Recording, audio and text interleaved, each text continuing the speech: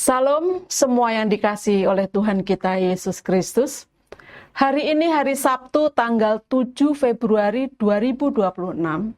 Kita telah sampai kepada pembahasan seminggu bersama anak-anak Nuh, hari yang ketujuh atau hari yang terakhir, dengan judul renungan Garis Keturunan Mesias.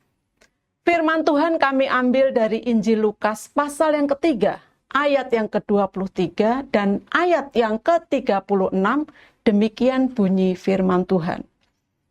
Ketika Yesus memulai pekerjaannya, ia berumur kira-kira 30 tahun, dan menurut anggapan orang, ia adalah anak Yusuf, anak Eli, anak Kenan, anak Arpaksad, anak Sem, anak Nuh, anak Lamek.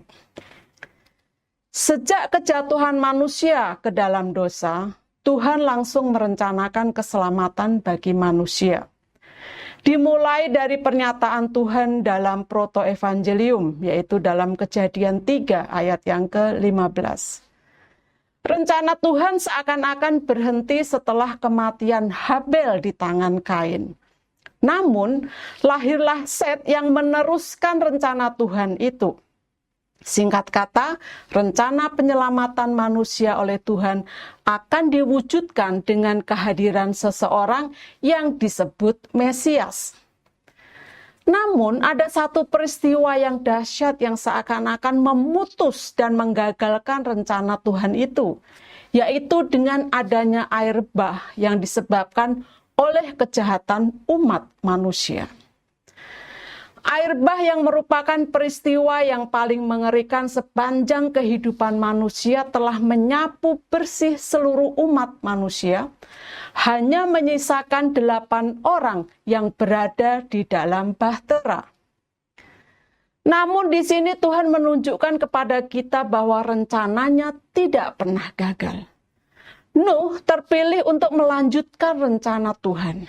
Kemudian anaknya yang bernama Sem yang dipilih untuk melanjutkan rencana itu, bukan Yafet, bukan juga Ham. Pemilihan misterius. Pemilihan Sem untuk menjadi leluhur Mesias tetap misterius bagi manusia. Sepintar apapun manusia, tidak bisa memahami mengapa Tuhan memilih Sem untuk melanjutkan rencana penyelamatan itu. Mengapa bukan Yafet?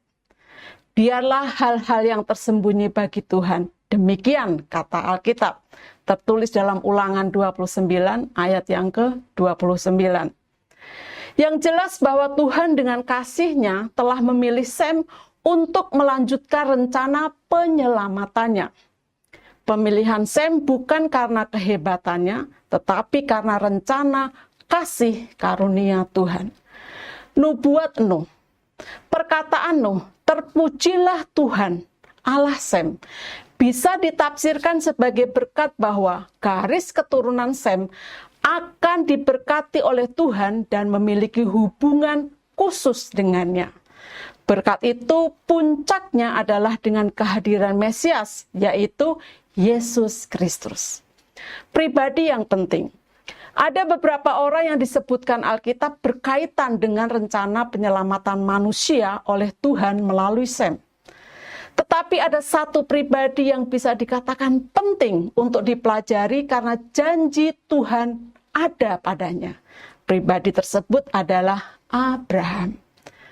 Kejadian 12 ayat yang ketiga berkata, "Aku akan memberkati orang-orang yang memberkati engkau dan mengutuk orang-orang yang mengutuk engkau.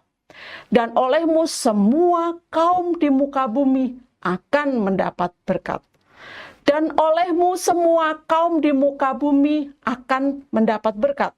Hanya bisa digenapi secara rohani oleh Yesus, Sang Mesias. Dari sini kita bisa menjadi jelas bahwa berkat utama yang diterima oleh Sem adalah menjadi leluhur Mesias.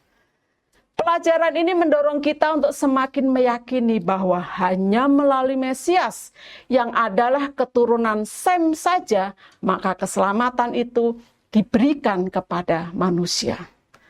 agama atau kepercayaan lain memang baik, tetapi hanya iman kepada Mesias yang bisa membawa kepada kehidupan kekal.